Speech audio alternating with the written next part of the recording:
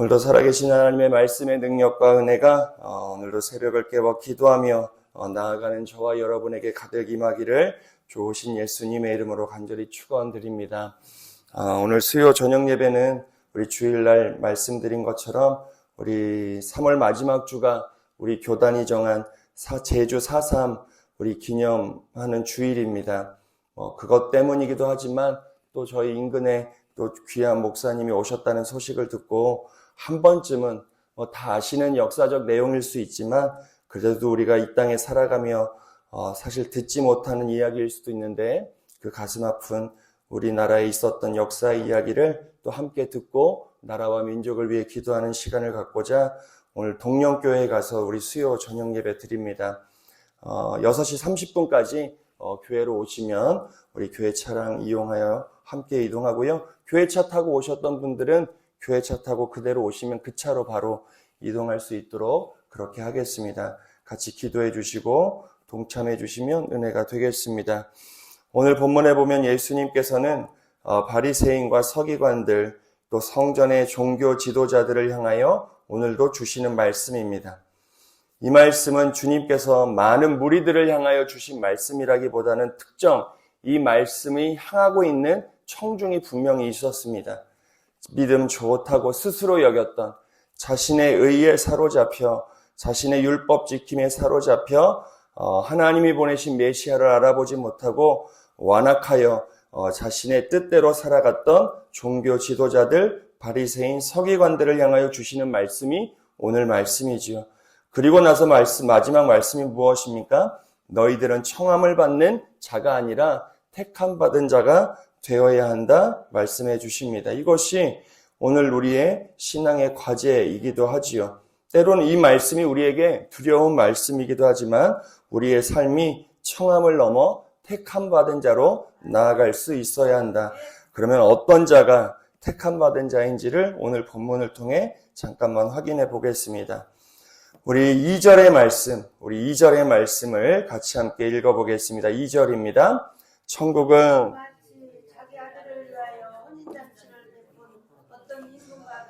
천국은 무엇과 같다고 이야기하고 있습니까? 본문 2절에 보면 어떤 임금과 같다는 겁니다.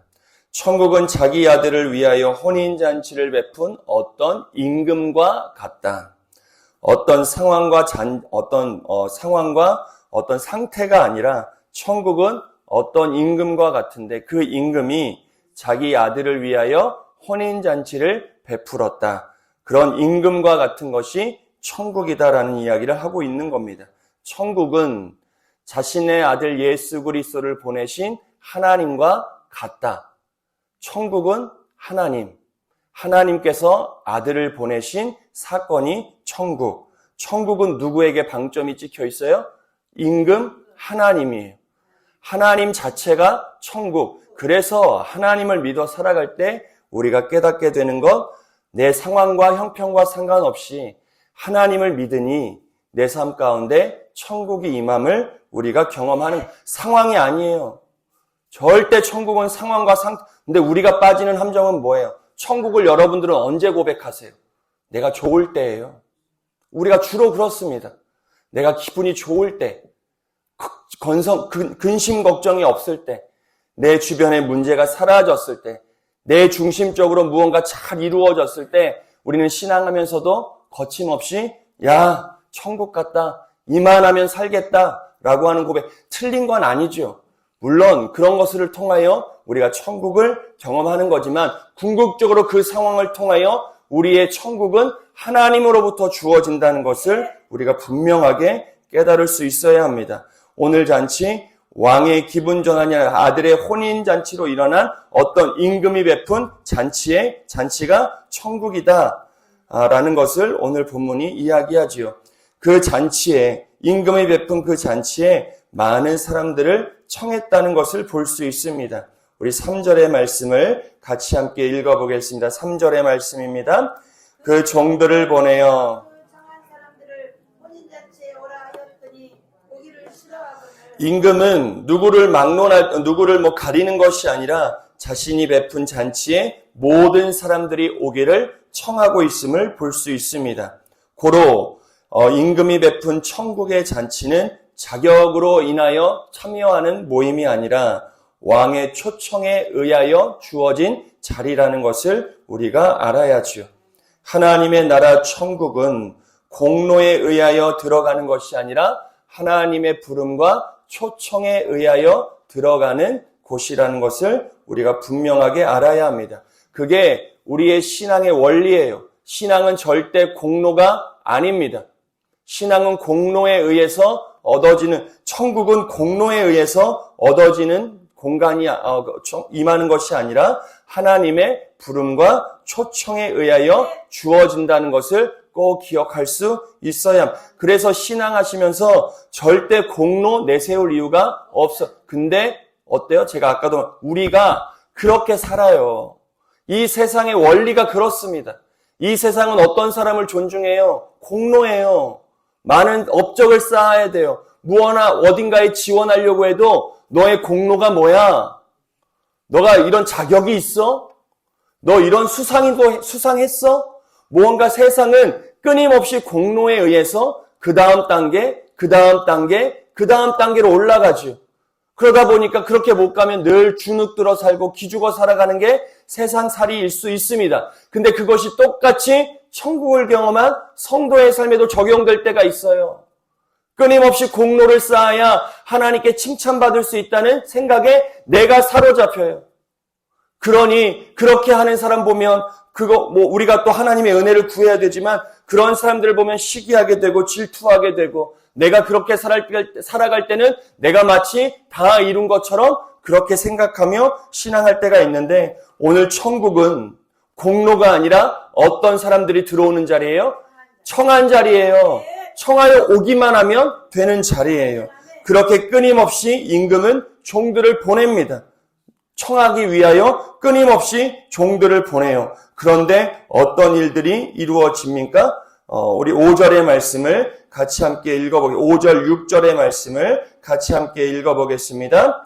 그들이 돌아보지도 않고 한 사람은 자기 밭으로 한 사람은 자기 사업하러 가고 그 남은 자들은 종들을 잡아 모욕하고 죽이니 임금이 자기 잔치를 베풀기 위하여 사람들을 청하여 종들을 수도 없이 보냅니다.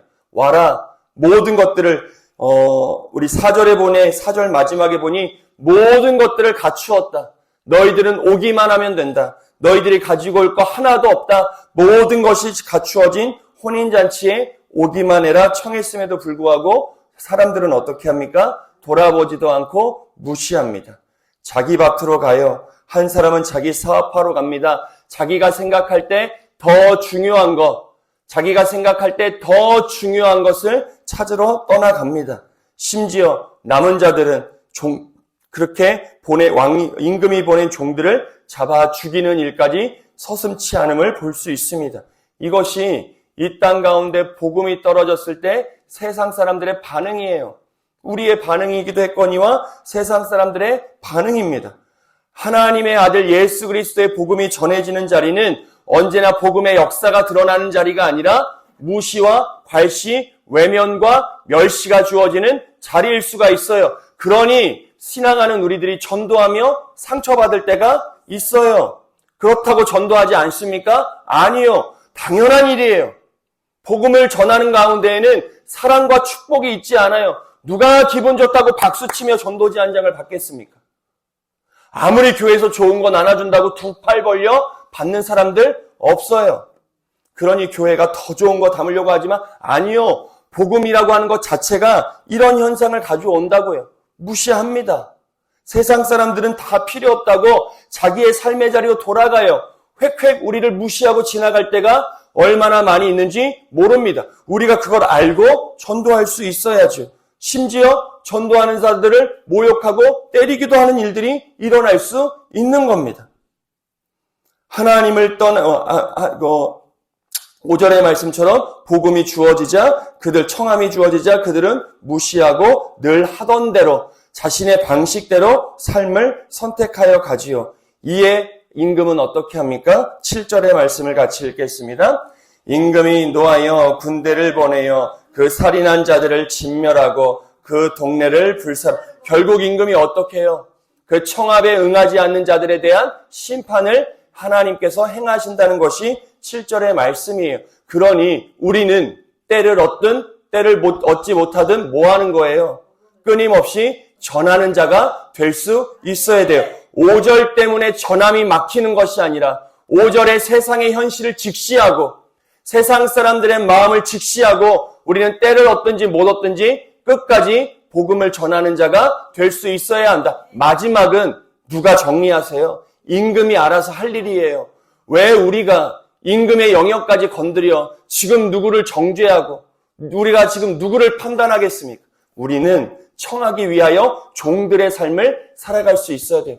먼저 부름받은 저와 여러분은 이 땅 가운데 보내진 하나님의 종이에요. 나가서 끊임없이 청함을 해야 됩니다. 와라 와라. 모든 것들이 갖추어졌다. 정말 하나님이 베푸신 혼인잔치, 아들을 위하여 베푸신 혼인잔치에 와라 와라. 이것이 저와 여러분이 해야 될 일이지. 임금처럼 노하여서 세상 사람들하고 똑같이 손가락질하고 저 사람들을 향하여 우리도 괄시하고 멸시하는 게 우리의 역할이 아니에요. 교회는 끊임없이 청하는 곳이 될 수 있어야 합니다. 이제 따뜻해지고 교회가 전도지를 준비하여 조만간 이제 안내드리고 교회도 열심히 전하는 일에 사명을 감당하려고 합니다. 숫자 늘리는 거 아니에요. 오늘 이 말씀이에요. 끊임없이 우린 종이기 때문에 주의 말씀에 청하는 일을 우리가 하기 위하여 교회도 전도하고 우리가 복음을 전하는 일에 앞장서고자 합니다. 그 일을 위해서도 기도해 주시고 함께 참여해 주시면 우리 모두에게 은혜가 되겠습니다. 임금이 결국 마지막에 심판하시는 것이지요. 그리고 나서 어떤 일이 이루어집니까? 9절이에요. 9절의 말씀을 같이 함께 읽겠습니다. 내 거리 길에 가서 임금이 노하여 잡아 죽이고 각자 자기 일에 빠졌던 사람들에 대한 심판이 이루어지고 포기하는 것이 아니라 임금은 또다시 나가 뭐예요? 청해요. 또 청합니다. 그리고 나서 이번에는 내 거리로 더 멀리 나가요. 이 말씀은 하나님의 복음의 역사가 이스라엘 가운데 먼저 주어졌죠. 이스라엘의 축복이었습니다. 이스라엘 백성들의 가장 큰 축복은 뭐예요? 하나님께서 그들을 먼저 택하셨다는 거예요. 근데 이스라엘에겐 그것이 독이 되고 말았어요. 하나님이 우리를 먼저 택했어. 그래서 우리가 하나님의 선민이야. 우리만이 하나님이 구원해 주신 거룩한 백성, 너희들은 이방인들, 너희들은 하나님의 구원도 받지 못한 어리석은 백성들이라고 하는 인식이 먼저 구원받은 이스라엘에게 있었어요. 그러니 그들이 복음을 전하지 않아요. 오늘 말씀은 뭐냐? 먼저 복음이 주어졌음에도 불구하고 너희들이 하나님 중심으로 살지도 않고 메시아를 외면한 너희들 하나님의 심판이 주어질 것이다. 그리고 하나님의 선택은 내거리로 나가서 너희들이 멸시하는 이방인들에게 임할 것임을 오늘 본문이 이야기하는 겁니다. 하나님께서 먼저 종들을 통하여 먼저 보냈던 사람들이 구원을 무시해버렸잖아요. 그게 이스라엘이라는 거예요. 바리새인과 서기관들아 너희들이 깨달아라. 너희가 지금 이와 같은 삶을 살아가고 있다는 것을 이야기하시고 9절에 내거리로 나가 이번에는 이스라엘과 전혀 무관한 이방인들을 내가 구원으로 초청할 것임을 하나님께서 말씀하시는 겁니다. 하나님은 포기하지 않으세요. 하나님은 더 멀리 나가 더 멀리 종들을 보내어 초청하기 시작합니다. 그렇게 나가서 악한 자나 선한 자나 만나는 대로 사람들을 데려오기 시작하지요. 하나님의 혼인잔치에 사람들이 가득합니다. 임금이 얼마나 기분이 좋겠어요. 이제는 많은 사람들이 모여서 잔치다운 잔치가 벌어지는 겁니다. 이제 임금이 잔치자리에 와서 싹 시찰하겠죠. 어떤 사람들이 왔나, 어떤 또 사람들이 와서 즐겁게 잔치하나 임금이 쭉 둘러보는데 어떤 일이 이루어지는 겁니까? 11절의 말씀을 같이 읽어보겠습니다. 11절의 말씀입니다. 임금이 손님들을 보고 들어올세 거기서 예복을 입지 않은 한 사람을 보고 예복을 입지 않은 한 사람. 옛날에는 이 이스라엘 백성들이 살았던 이 시대 때는 잔치가 이루어지면 깨끗한 화려한 옷이 아니에요. 깨끗한 흰옷 정도를 입고 가는 게 뭐예요? 예의였어요.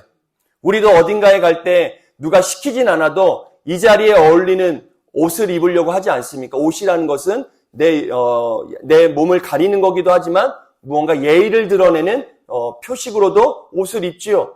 그 자리에 합당한 옷이 있습니다. 여러분들 새벽임에도 불구하고 이렇게 나름 갇혀 입고 오신 것도 이 자리에 맞는 옷이 있기 때문에 그래요. 뭐 내복 입고 오지 않으시잖아요. 아무리 안 덥다고 하여도 그런 자리에 맞지 않기 때문에 이 당시에도 그 혼인잔치에 맞는 옷이 있었습니다. 정갈한 하얀색 옷을 입고 오는 게 예의였는데 어떤 한 사람이 그 예의를 갖추지 못하고 있었던 거예요. 그러자 12절을 이야기하죠. 우리 12절의 말씀을 같이 함께 읽어보겠습니다.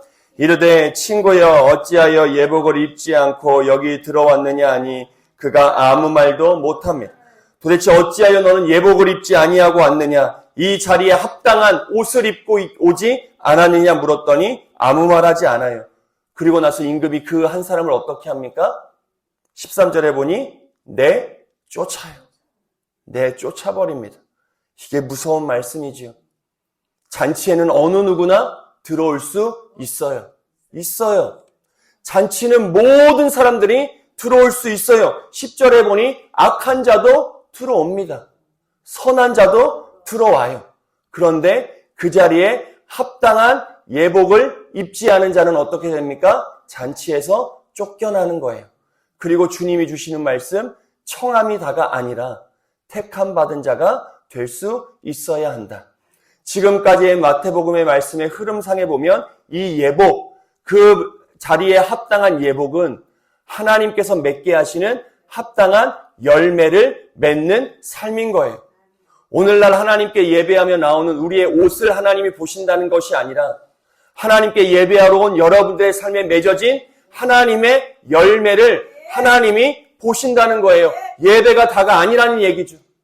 우리가 앉아서 거룩하게 1시간 예배 드린다고 신앙인의 의무를 다하는 게 아니에요. 죄송하지만 매일 새벽을 쌓아가는 우리의 신앙도 다가 아닐 수 있어요. 오늘 하나님께서는 무엇을 보시는 거예요? 우리의 삶에 맺어진 열매요. 내가 드리는 예배를 통하여 내 삶에 맺어진 성령의 열매요. 내가 매일같이 드리는 기도를 통해 내 삶에 맺어진 거룩한 열매요. 말씀을 매일같이 읽어요. 그게 다가 아니라 말씀을 통하여 내 삶 가운데 맺어진 거룩한 열매를 하나님께서는 오늘도 보신다. 그 열매가 없으면 어떻게 하신다는 거예요? 나가라. 바깥 어두운 데 나가서 슬피 울며 이를 갈게 될 것이다. 사랑하는 여러분, 저와 여러분이 청함받은 자의 자리에서 머무는 것이 아니라 하나님의 택함받은 자가 되시기를 좋으신 예수님의 이름으로 간절히 축원드립니다. 택함받은 것은 자리에 앉아 있는 게 아니에요. 예복을 입는 거예요. 성령의 옷도 입는 거예요. 더 나아가 내 삶이 달라져야 돼요. 어제와 오늘이 달라야 돼요. 우리의 삶의 상황과 상태가 아니에요. 어제보다 더 나음이 아닙니다. 돈을 더 많이 버는 거 아니에요. 더 건강해지는 거, 그것도 하나님의 은혜지만 그게 다가 아니에요. 내가 돈은 좀 없어도, 내 육신은 점점 나약해져도, 내 손과 발의 힘은 점점 빠져도, 내 정신은 점점 흐려지더라도 하나님이 성령을 통하여 내 삶에 맺게 하시는 하나님의 열매, 예수를 닮아가는 삶은 우리가 절대로 포기할 수 없는 열매라는 거예요. 여러분들의 입술이요, 말이 달라져야 돼요. 하나님을 믿으시는데 왜 말이 안 달라지시는 거예요? 저한테 하는 얘기예요. 왜 말이 안 달라지는 거예요, 도대체? 같은 상황에 왜 똑같이 반응하는지 모르겠습니다. 그때는 마음 먹어요. 그렇게 하지 말아야지. 하나님 그렇게 하지 않도록 나 좀 도와주십시오. 하나님 그렇게 하지 않겠습니다. 이런 상황이 오면 절대 누군가를 원망하지 않고 하나님 나를 되돌아보며 정말 축복의 말, 사랑의 말을 내뱉을 수 있도록 인도해 주옵소서. 근데 똑같은 상황에 또 똑같이 반응하는 제 모습을 발견할 때가 있어요. 택함 받은 자가 아닐 수도 있죠. 오늘 말씀해 보면 두렵습니다. 사랑하는 여러분, 우리의 입술의 말이 어제와 달라야 돼요. 여러분들의 생각도 달라져야 돼요. 여러분들의 바라보는 것도 달라야 돼요. 여러분의 듣는 것도 달라야 돼요. 여러분들의 손짓도 발짓도 다 달라야 돼요.